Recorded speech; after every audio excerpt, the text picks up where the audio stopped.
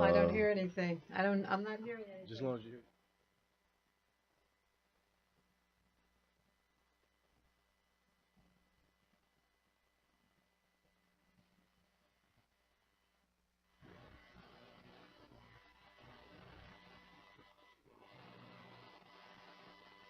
Your show will go live in 5 seconds. 4, 3, 2, 1.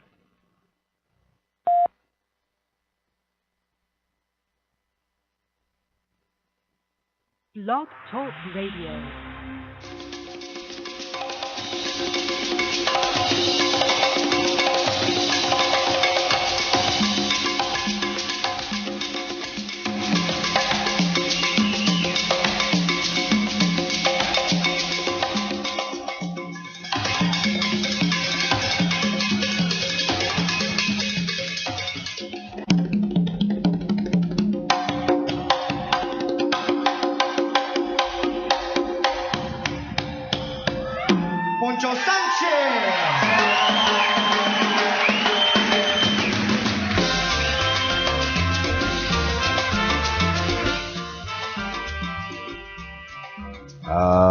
I can't hear myself.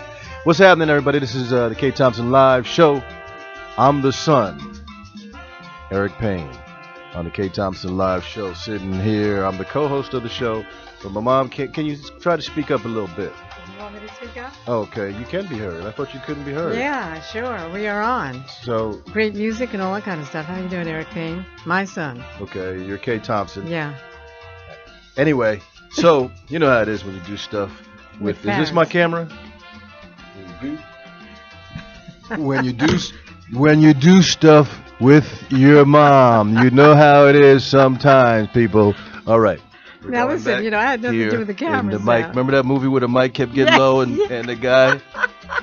That was a well-known psychologist. Costello. No. That was a well-known psychologist that happened to me. In fact, a good friend of ours, Tony Johnson, and Dr. Johnson. Oh, her father. He was so great. And he was explaining something to me, and the mic was tilting. And he was tilting with the mic. And he was tilting with the mic. And then they saw me laughing. We laughed about that. Dr. It was so J. funny. May he rest in peace. Yes. Tony Johnson was an ex-girlfriend of mine and a family friend, and her father, Dr. William Johnson, I used to call him Dr. J. Who was really just very nice recently. gentleman, passed away several months ago. Yeah. And I so enjoyed that interview that I did with him, too, because he came to WIB. And Tony is an accomplished writer. Yes. And none of her books come to mind. Actress. Yeah. She's a screenwriter. She wrote the Ruby Bridges story, the screenplay, the teleplay for that, which was about a young girl that was instrumental in the civil rights movement and infiltrating, not infiltrating, but breaking the color barrier in some schools. So today is June what? What's today? Ask my mom what the date is. June 11th. June Thank 11th. you. Voice in my head said that today is June 11th. Yeah. Wednesday. And a lot of stuff going on today. Yeah, a lot of hot shocker topics. today. Politically speaking, a big time shocker in the primary in Virginia last night. Whoa. The arrogance. Yes. Tell it. Other words could come to mind, but they're all probably curse words that I want to describe this dude. So, Eric Cantor, That's he not lost. Nice laughing. He but lost. He deserved it, yeah. And, he tried to get in front of, use that Tea Party energy, and the Tea Party monster came back to bite him in the, you know what. That's absolutely right. So he lost to a dude that looked even more white than he does. No, I'm just kidding about that. But they do look similar. It's just that this guy, to me, struck me visually as looking less ethnic than Cantor, if you can do that. And there are ethnic white people out there, clearly, obviously. Of course. So he lost, and that was surprising to even those in the establishment in politics. And hey, nobody was more surprised than Eric Cantor because. They said that he rarely visited his district, even though he lived 90 miles. A lot of people, if you don't know, the district that Eric Cantor represented was in Virginia. Which is not right next to D.C. Yeah. But they said he didn't get back to his district a lot. And he had a lot of money. Only 90 miles, he's only 90 miles away in D.C. So that tells you that he was really disconnected he was a perfect example of being disconnected with the people on the ground and his constituents on the ground in his area, and he paid for it. Yeah, he sure did. I'm glad to hear that he's no longer going to be a factor, in this. But also, Eric, there's another thing that I was listening to the Congressional Committee regarding the release of the American soldier Bergdahl, I think his name is. And, the problem was that with the Congressional Committee was that they're so, they were so upset because they were not notified 30 days before. Right. Before the release of Bergdahl. Right. And before, the release of the 5, Taliban people. Right. But also with the young soldier. I have a real problem with that because, I know that if you are an American soldier, you're always supposed to be brought back to the United States. This has been, a part of the military for years and years. Mm-hmm. So why in the world they would talk to this young man, not talk to, but come down on this young man. Right. Because they don't know the whole story. Yeah. So one person picks it up, and then all of a sudden you have this avalanche of absolute nastiness. Oh, yeah. And just demeaning him, and also what they're doing really is trying to get back at Obama. That's right. Everything is Barack's fault. Yeah. It's Barack's fault that the dude wandered off his post and got caught by the Taliban. It's Barack's fault. It's Barack's fault that Eric Cantor lost. It's Barack's fault. So, hey, why not put this on Barack? Put it on the brother, too. That's what y'all always do. Put it on the brother. Yeah. We'll take that, too. Yeah. And Mr. Obama will continue to deliver on the things that he promised. Improved health care. Although they don't like it. The budget is getting better. The economy is slowly trickling, getting better. There's jobs being added. Yes. Jobs were being lost. Some people want to get mad because the progress is not to their liking, and we understand. Mm-hmm. Some people doesn't move fast enough, but if you know how things work in our society and certainly in the government, things are going to move slow. So. And there are people there that are trying to make sure those things not only move slow, but they don't move at all. Well, another thing that's moving, under Obama is the fact of the student loans. Mm-hmm. What about the student loans? Well, the student loans, the students are going to be able to, what Obama's doing, he's signing an order to expand the student loan cap so that they will be able to, pay it off. I think sooner. It's a package of, he says he's devoting much of this week to the rising costs of student loans, and he's starting Monday with a package of proposals designed to make repayments easier. I see. Okay. I see. And I think that involves, as they get a job or something, then they would probably have some sort of plan to pay it off as they go along. And plus the fact that they're going to make the loans less. Money to pay back. Well, they were a lot because of those, so many students are worried about that. They were not able to really. A lot of those loans college, were kind of predatory too, in terms of how much they're charging people to get loans to get an education. And I don't know why it's so hard for people to get educated, especially when they want to. We make it so expensive, but it's a good thing that the president is doing that. That has been a concern. For the last couple of years, with a lot of kids coming out of college concerned about their loans and the rates on their loans. So that's something he's addressing there. Yeah, and that program, I found it right here. The program that he's suggesting that, he's directing the Education Department to expand an existing plan that lets borrowers repay no more than 10% of their income each month. Okay. Now, currently restricted to those who began borrowing after October 2007, and that's called the Pay as You Earn program. It's eventually going to cover all borrowers under Obama's order. Isn't that great? That's great. Yeah, and so that's encouraging because I know a lot of students, are really concerned about that. For instance, my granddaughter, your niece, had to go out of the country because of the fact, to go to school in London, because of the fact that the money is so, well, it wasn't necessarily expensive but for her to go to college. It might not have necessarily, I don't know whether the loan, the expense of college had to do something. It did. I don't think there was a direct correlation with her having to leave and go out. There are probably some other factors in it. I'm sure that was an element as well in the student loan issue. Yeah. So go ahead. No, I was just saying I'm done with that. But that's a good thing that he's doing that and moving forward on that. I think so. I love it. Absolutely love it. Also, talking about, the home, I've always been very concerned about homeless people. I just can't stand the fact that people have to live on the street in the wealthiest country in the world. Right. And we're even getting more and more. I used to have a lot of people call me on WLIB, especially soldiers. Mm-hmm. There's no way in the world that our veterans should come here and then, have to live on the street. That's exactly correct. And what's been happening is that the number of homeless people in New Jersey has increased by 16%. The study finds, and this I'm looking at New Jersey County News, the Star Ledger. Mm-hmm. And by the way, also another thing that I know the teachers and everybody else is concerned about this. Unions file suit over the cut in pension payments. Okay, let's leave it right there. We got to go for a break. We'll talk to that on the other side of the break. Hot news. We'll be coming right back talking about the rest of the news topics of the news. We're going to go to a break on the GoPro Radio Network. This is the K. Thompson Live Show. We'll be back. Radio Network, the fastest growing network in the galaxy, is starting off July with a whole new lineup on Wednesday with 2 new fireworks shows.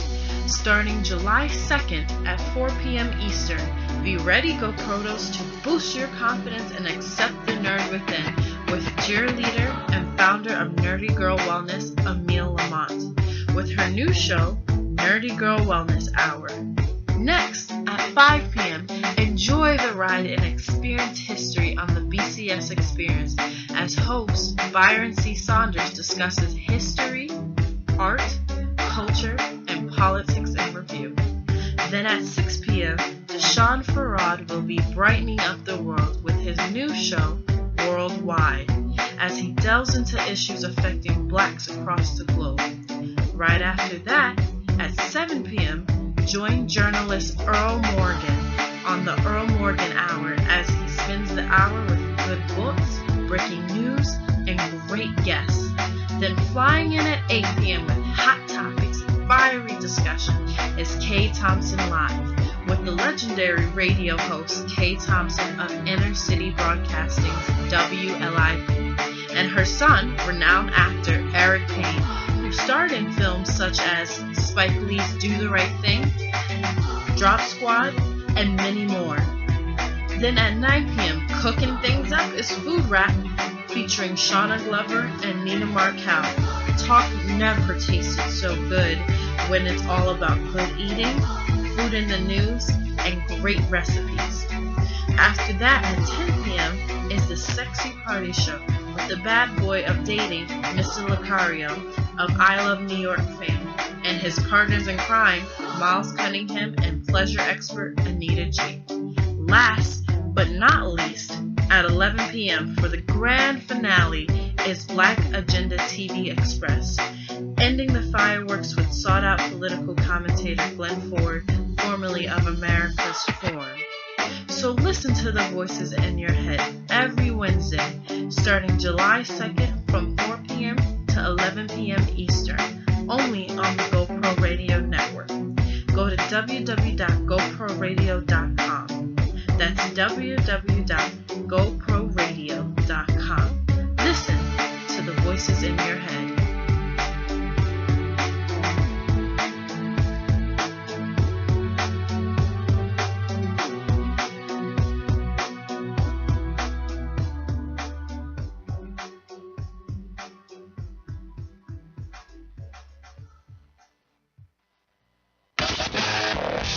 You're listening to content developed by the GoPro Radio Network, the fastest growing network in the galaxy. GoPro Radio Network. Listen to the voices in your head. And we are back, everyone. We are back. And I want to say hello to Wayne Gilman. Good evening, Ken Thompson. How you doing? I'm fine. Glad to have you I'm back glad again. to be here. You're part of the team. Well, that's good to hear. You know, I can take work wherever I can get it. I was getting ready to say my son. However, my son is Eric. And Yeah. you're Wayne. Right. Well, you can call him.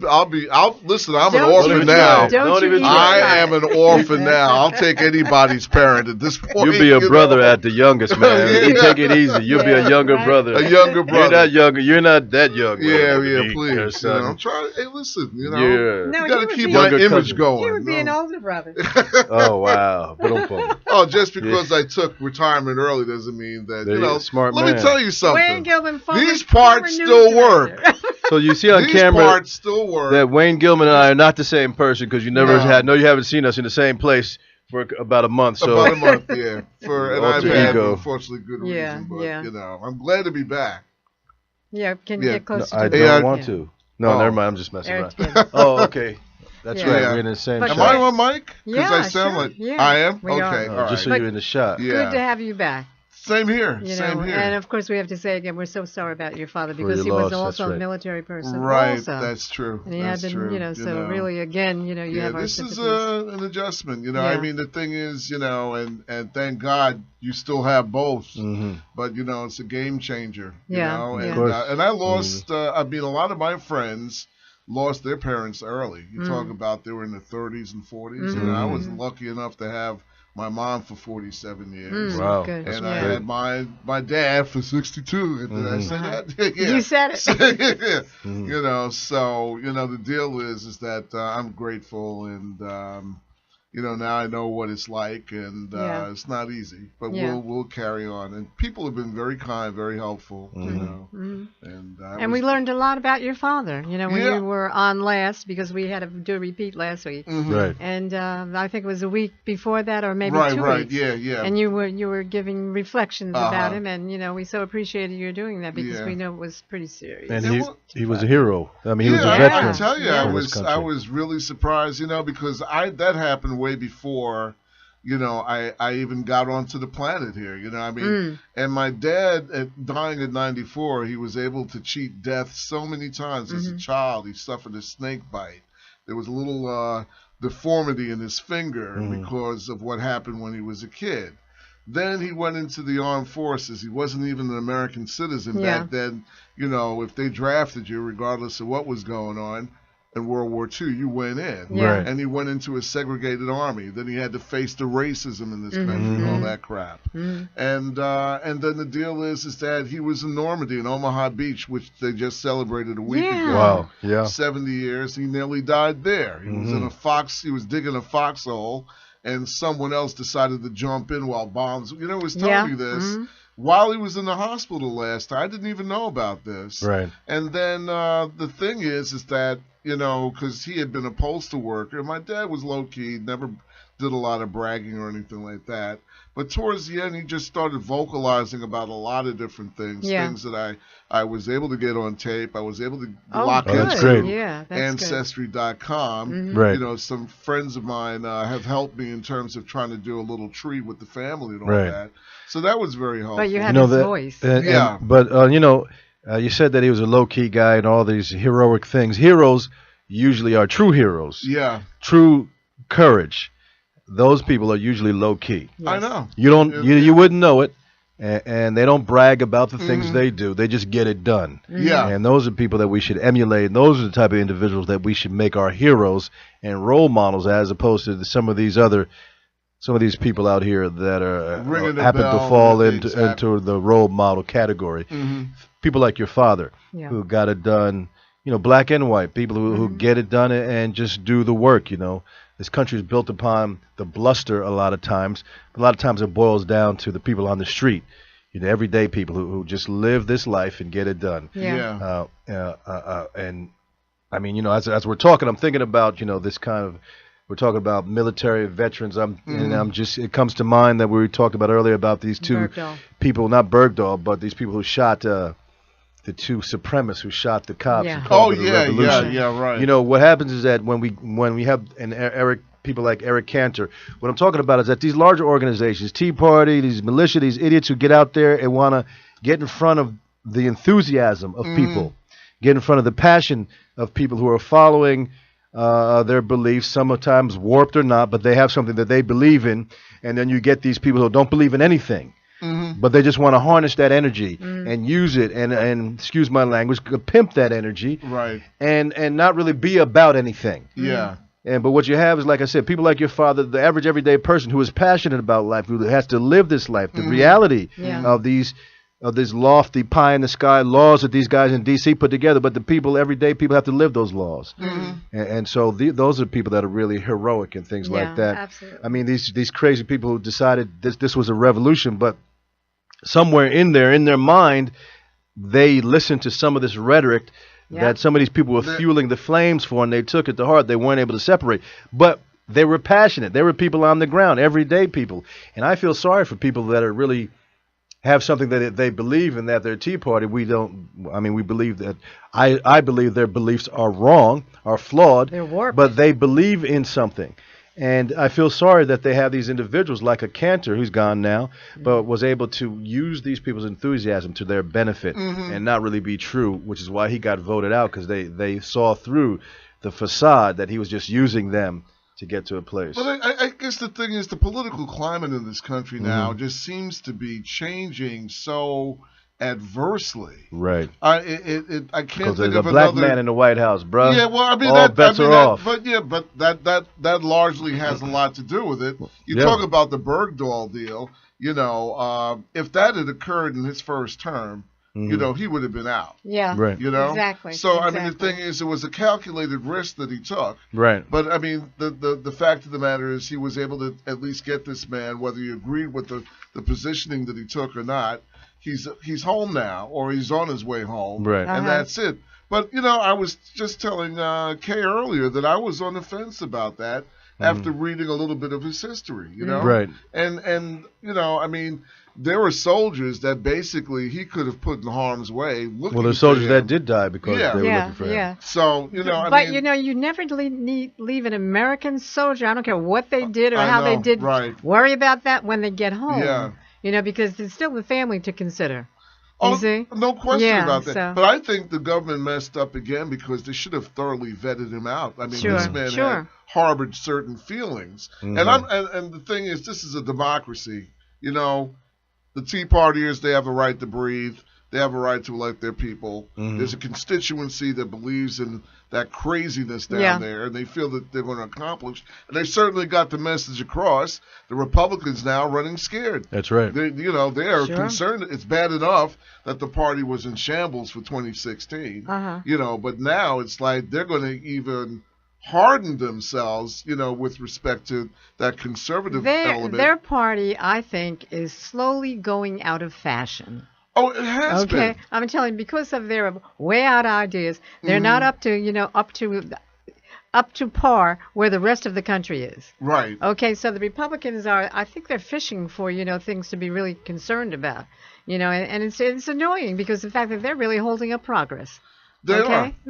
And the thing is, and it's done intentionally so because they're trying to turn the clock back. Yeah. But most of the nation, I mean, things are they're just not moving facing forward. reality. They really aren't facing reality. You look at the border crossing going on between Mexico and the States. Especially with these young kids coming. Yeah. You know, so many, over 60,000 kids. Right. And you said earlier today, I mean, I hadn't seen any empirical, but I know that it's been leaning that way, that in terms of the demographics, that there are more people of color in this country now than ever before. Exactly. You know, I knew that was the prediction for, I guess, maybe 5, 15, 20 years from now, but I think maybe that's what I heard.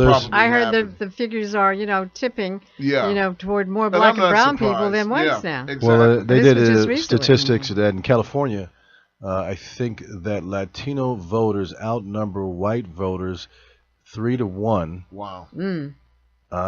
Or maybe Latino citizens, constituents. But the number was that there are more people of color in the state of California than there are white people, the majority of being obviously Latino or Hispanic, and then and the other minorities.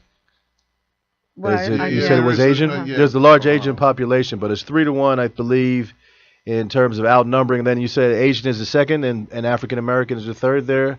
Young woman in the booth. Possibly. I Not don't really? know. I mean, yeah.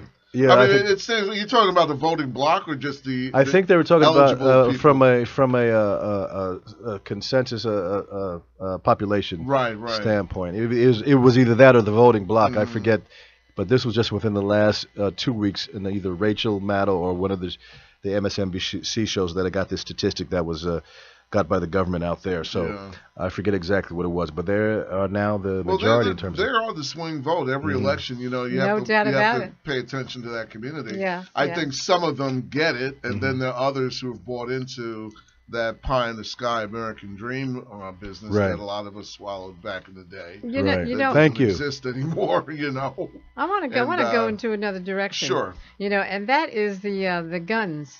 Oh yeah. And I want to go into these kids who are shooting people, all over the place. Right. Okay. Right. Second one. And the gun you. enthusiasts, that comes from the NRAM because of the ease of getting guns, and with the people in Texas actually carrying guns out in the open, aka what are they, AK-47s or something? Right. That is the stupidest thing that I have ever heard of. You know, but and then they wonder why these kids are shooting people in the school system. Does that make sense? I know, and I heard you're absolutely right, Kay. I heard Barack the other day, complain about the fact that this is becoming standard now. Yeah. It's part of the American norm. And it's unfortunate. I think there have been, since the Connecticut shooting, I think there have been, if I'm not mistaken, I think I read 74. 74.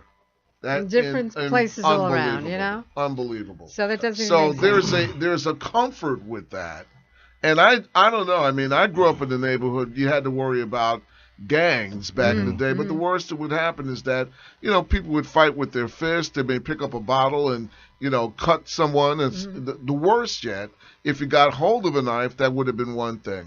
But this shooting business, I for some reason I just feel that they see so much on TV and the movies, and they figure that if you shoot someone, that whatever wound that you're suffering from a gunshot will somehow be anesthetized through a kiss, and you're going to get up and walk again, exactly. Or something. You're not I just don't understand it.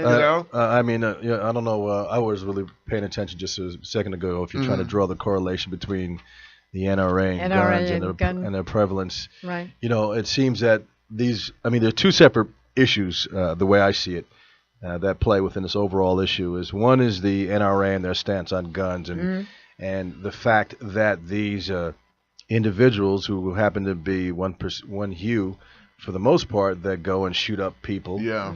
And they're able to get guns. However, they're able to get is a direct correlation to the lax amount of not inspection, but security that you have to go through, measures you have to go to get to obtain a license. Yeah. And you really don't have to go through those measures to obtain a gun. You can get one on the street. Yeah. As we saw the other day, I don't know if you guys saw the news, and a guy in California was being chased, and he hopped out of the car with an M4. Wow. And he gave up. Yeah. But I mean, I'm sure that clearly this guy was a criminal, so it wasn't. It's not the NRA's fault that this man was able to get the gun, because what they talk about is responsible, but it's the lax measures that you have to go through to obtain these guns. Now, I'm sure that guy didn't try any of the measures to obtain that particular gun, he wouldn't have gotten. But the laxness, like you were saying earlier, about the laxness and that approach about everybody should have guns, it just that notion permeates the society like it's okay. Secondly, other part of the issue is that the guns in the community where people are killing each other is a different issue, but it's connected to that overall issue is that the relaxation of gun laws allows these guns to get into the community.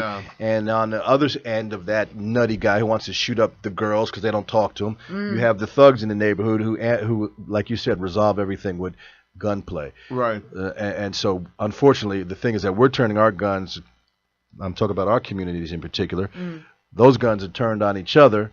And I think in the larger community, they're turned on other individuals too, but with a greater detriment. Now, what happens with these kids when they see that this open open carry law in Texas? You're talking about in Texas, and also they also see that people are shooting more people. Yeah, well, they figure and what happens is that when these people are carrying guns, or when there's such a glamorization about guns, that it's almost infectious. The kids love guns anyway, and they can shoot each other. How easy is it's that? like a source of power. It's glamorization of violence, really. That's what it is. I don't think that the kids in the community that we're talking about in the neighborhoods we're talking about are looking at the news and seeing these NRA guys are walking around with the open carry. That doesn't influence. But they see it on one second. television. That doesn't influence them. But you're right. What does influence them are the movies. Yes. The video games. The internet. Hunger Games. The internet. Yeah. Hunger Games. I mean, right. not even that. I'm talking about our community. Yeah. We're not going to see Hunger. Maybe some of them are. I'm talking about the music and all of that. Yeah. As a thuggish mentality. To answer your thing with the gun mentality, which is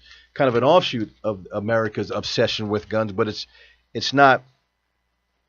I think we're not as influenced. That influence of open carry gun law doesn't influence the hood kids. I think that open carry gun law is influencing those nuts who get the gun and they want to shoot up everybody because someone didn't talk to them or didn't like their shoes one day. So I think there's two separate streams of this issue, if you will, that are being affected in kind of different ways, but all from that same pool. We got a minute to the break.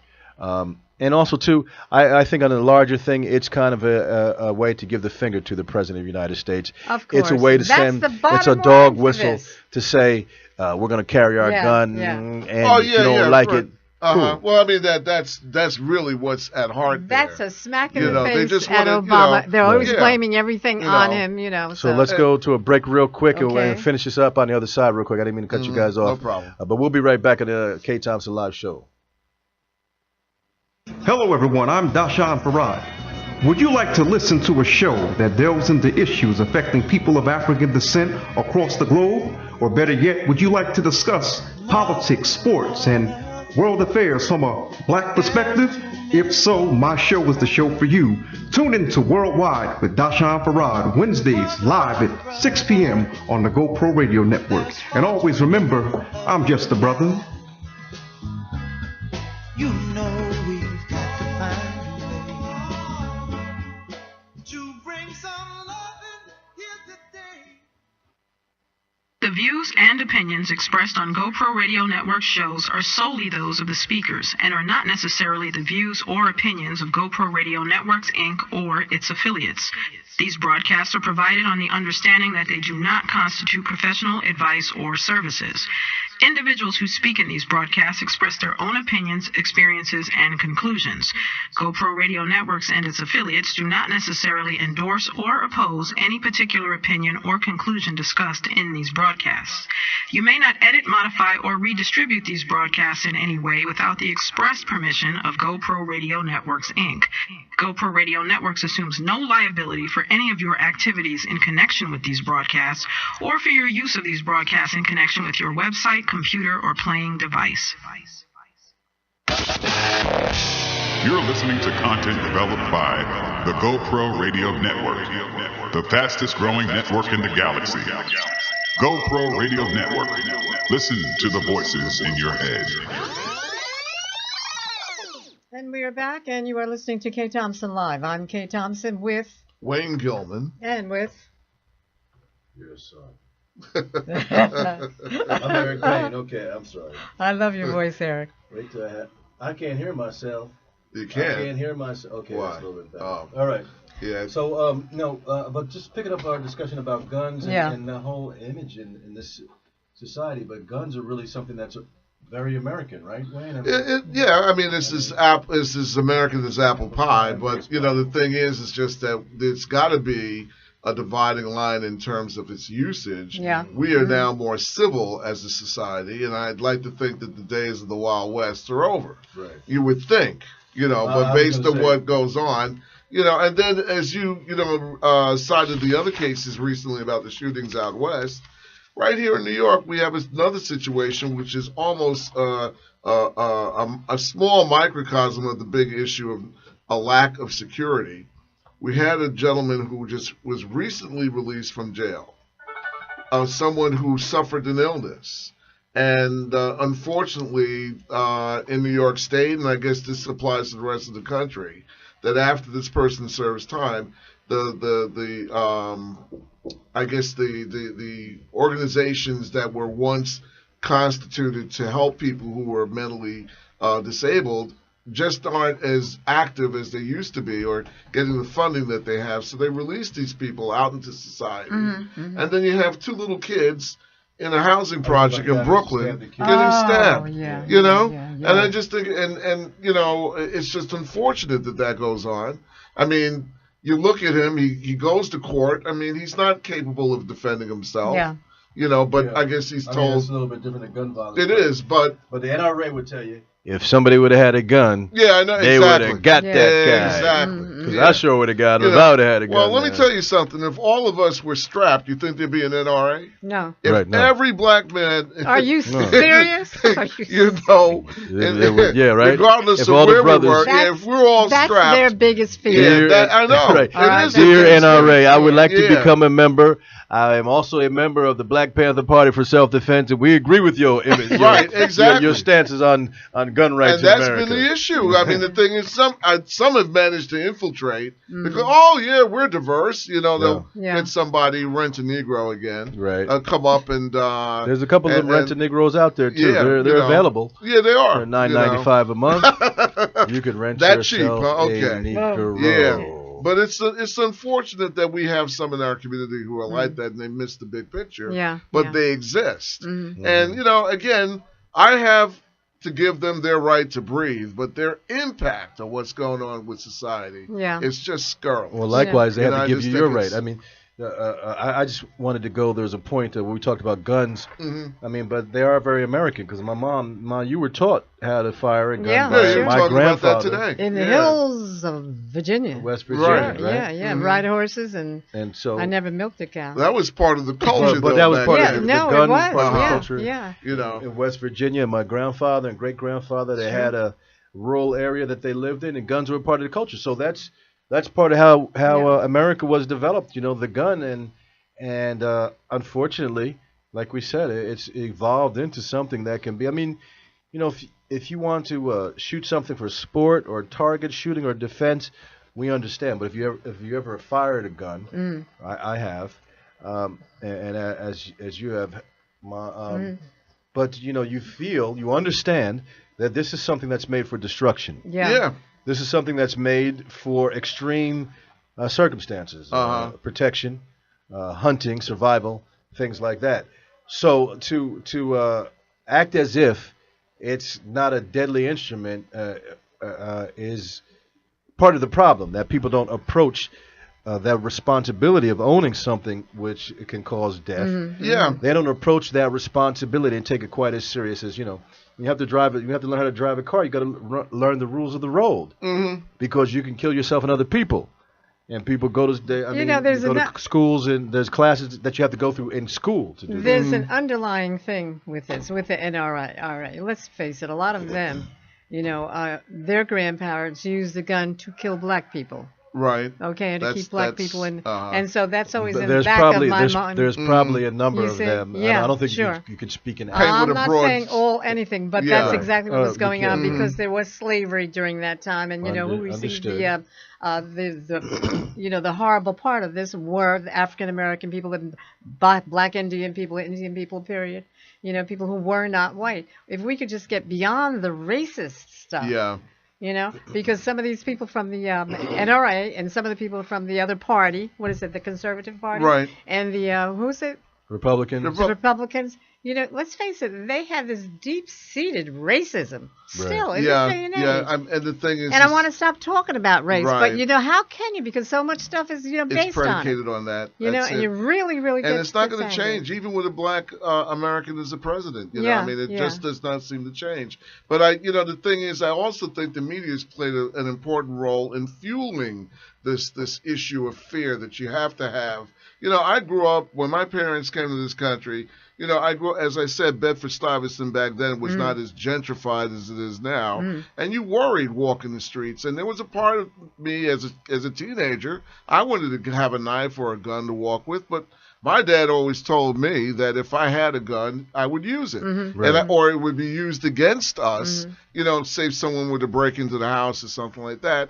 So I never really got involved with that. But as I've gotten older and I see what goes on out here, particularly covering stories in certain areas or parts of the world, you want to feel like you have an extra ounce of prevention or precaution just in case something should happen. But it's funny, as we talk about all this, I'm reminded of a personal incident, and I'm not going to get too graphic here, but I decided to go out once with someone who I befriended in my neighborhood, well, not even in the neighborhood, but outside the neighborhood, at a local emporium buying groceries one day.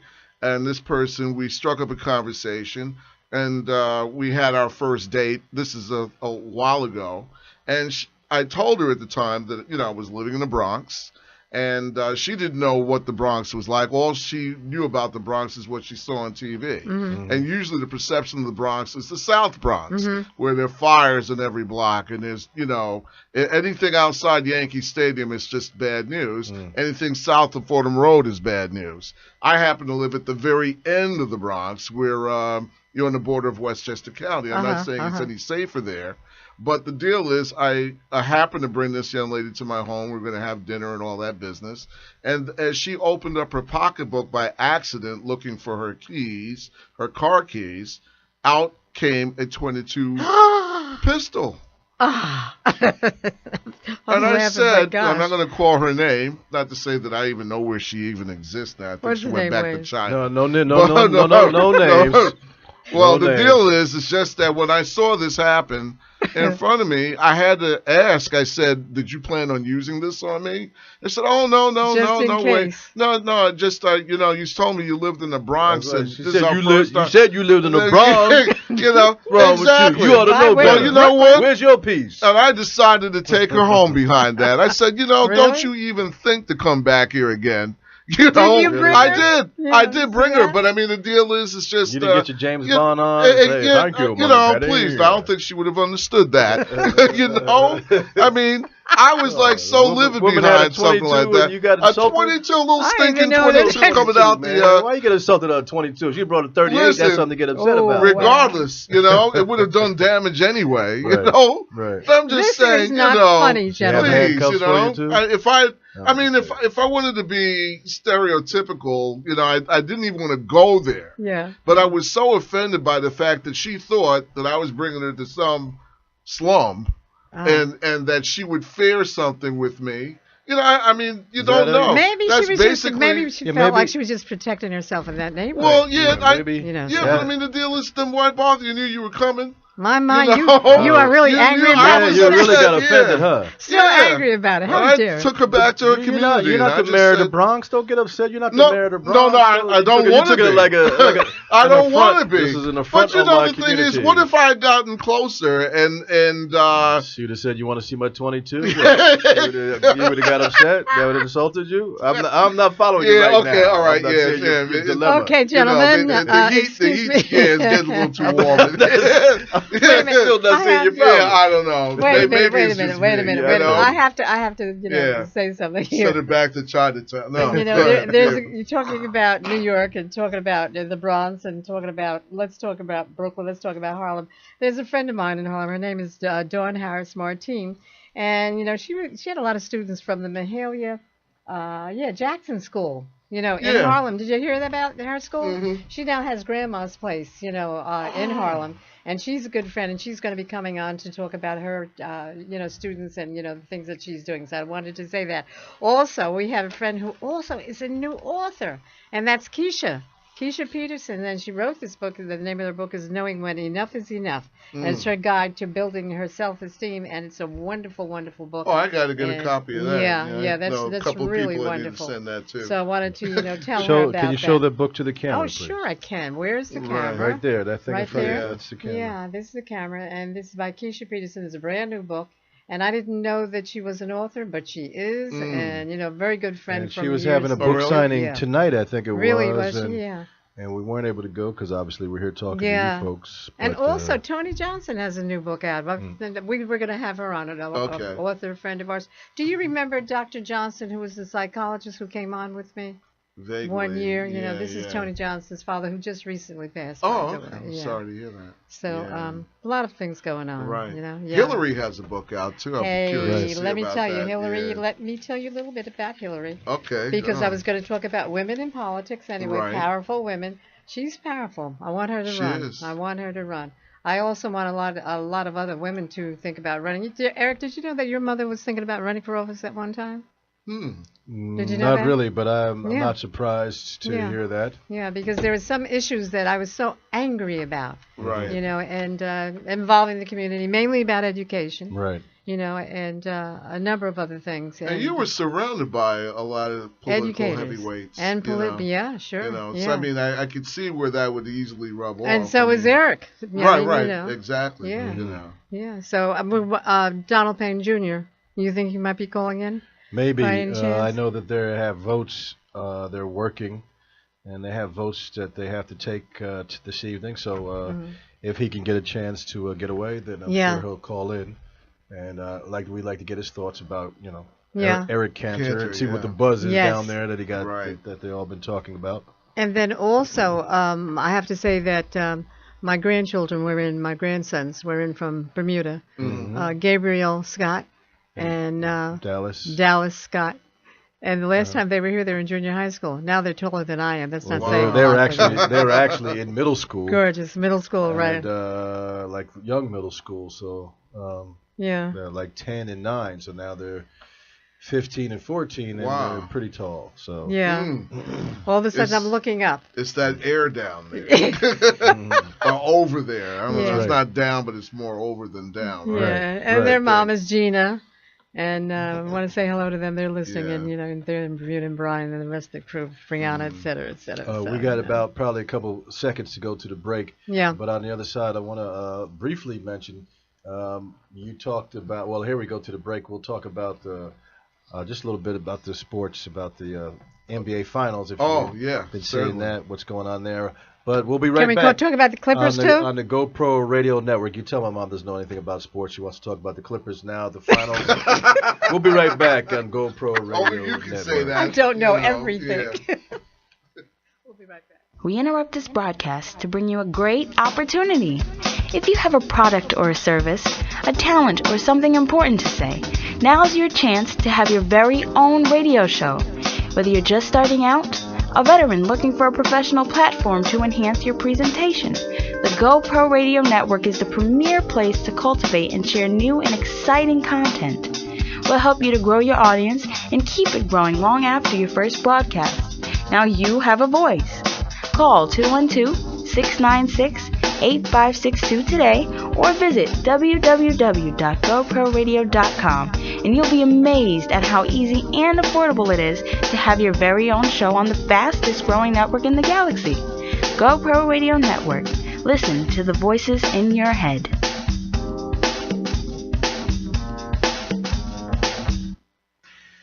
You want to know the truth, folks?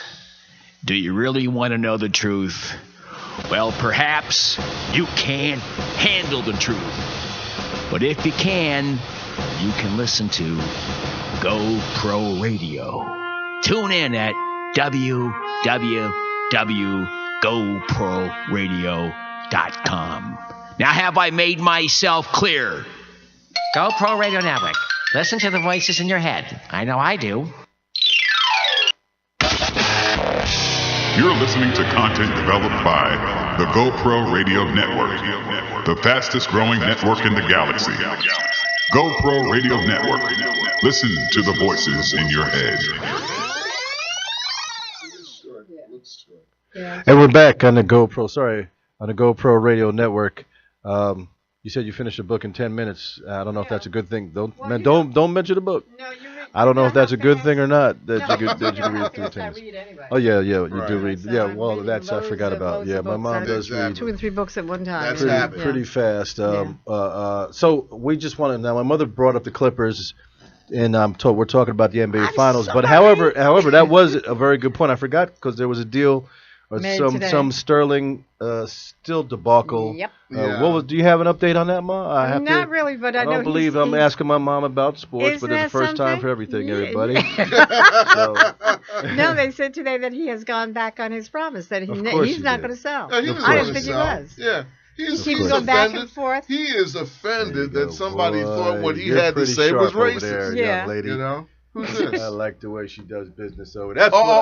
His wife. No, I'm talking about the young girl, the young girl in the booth who's on top of it, really? bringing up the stats right there for us. Oh, what was the title says up she's there? very professional. Shelley Sterling petitions Superior Court to complete sale of the Clippers because obviously Donald Sterling, and this is he's not selling. The Times, that's Los Angeles Times, I guess, but Yeah, he doesn't want to sell, right? That's basically the bottom line. And, I mean, $2 billion is just a drop in the bucket. Not enough. And all that. Light stuff. Yeah. But what is the association saying about that? I mean, have they responded? They're sticking to their guns so far, but I don't know how much they can because of the fact that he does own a lot. Right.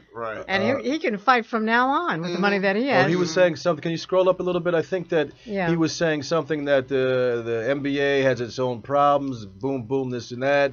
They don't want to sell. They have to deal with their own issues. That's just briefly what I heard watching the game last night. I'm just going off the top of my head when I heard Sage Steele, who was on the finals last night, talking to Adam Silver. And they were saying these things about, they read a statement from Sterling, but he's pretty much nuts. And you know. Not to cut you off. Good. That first game between the Heat and the Spurs. Yeah. What's your take? You think my that take, was done deliberately? My take is that the Spurs probably practiced with the Threat AC. has been detected. The Spurs probably practiced with the AC off. It probably was broke before that day. Yeah. And they were more used to it than the Miami Heat. All of a sudden, come on. That doesn't happen to me. I don't know. That's a little suspect. It is. But maybe it doesn't make a difference. Looking how the Heat played the last two games. Clearly, it doesn't make a difference. They're not ready. I mean, well, the what was it? The second game that came back, and you know, LeBron was out of this world. But last night he didn't show up at all. You know, but I have a feeling I want the Spurs to take it this time. Really? You know, I really do, because I think it's going to be Pop's last hurrah before he retires, you know, as coach. And then my little cousin's boyfriend is I can't pronounce this guy's name. I know Nia's going to kill me, but he's the assistant coach, African brother. Oh, really? Yeah. Okay. I don't know but you know, the deal is that the family's rooting for the Spurs this year because of that. I guess so. You know, well, you know, they got no, never mind. I was getting a little too close to comfort there as far as home is concerned. But you know, all can continue talking about basketball. Go right ahead. No. But I really think the Spurs should they have a good shot at taking it this time. But what about the Clippers? The Clippers, they're out of it. You know, they are. Yeah, I mean, right now. I thought you knew shows sports. You how much I know. No, they're not out of the sale issue, but as far as the season is concerned, it's a wrap for them. And unfortunately, I don't know what's going to happen after this sale. If things don't go the way they should, you know, a lot of those players may decide to bolt. You know, or you know, God forbid Don Sterling winds up with the team still. And with all the they won't allow that. The team, I would hope. You know, the guys they're not gonna, they can't play with that kind of nonsense. I just can't understand his arrogance, though. I mean, you can't understand a rich white man arrogance.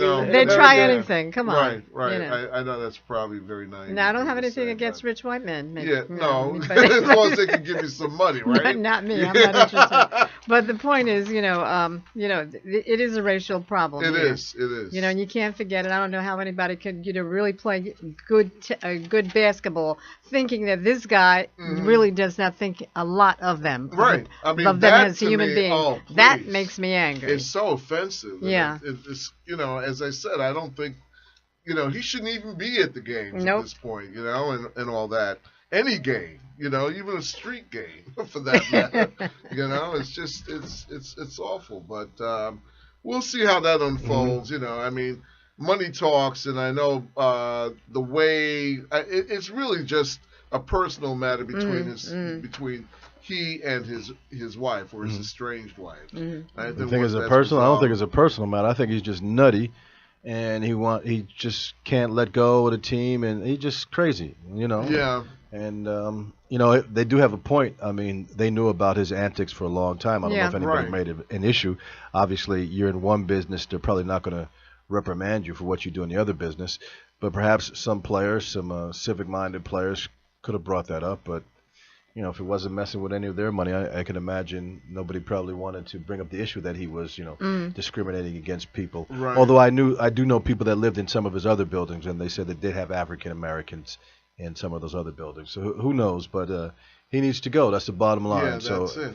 and hopefully LeBron, who's been very outspoken on the issue, will remain outspoken and stick to his word that if he is not, if Sterling is not gone, that they will boycott, and he leads the boycott because you need a preeminent player, the best player, to get out in front of these issues if they're going to be effective in terms of that is so changing true. Some of these things. Yeah, you need the stars. Exactly. You need the leaders. Yeah. And I'm impressed by him as such a young man to make those comments, because I can't say that I don't know if Michael Jordan would have done the same thing had that happened during his heyday. Well, that's another era, though. Yeah, it is another era. Yeah, but it's another era, but it's the same. It's the same thing. Yeah, you know, I mean. But you're absolutely right. I mean, the thing is, you would want to think, because it would be highly. We got 1 minute till the end of the show. We have 1 minute. And disrespectful, but you know who's been quiet as a church mouse on this is the legendary Phil Jackson.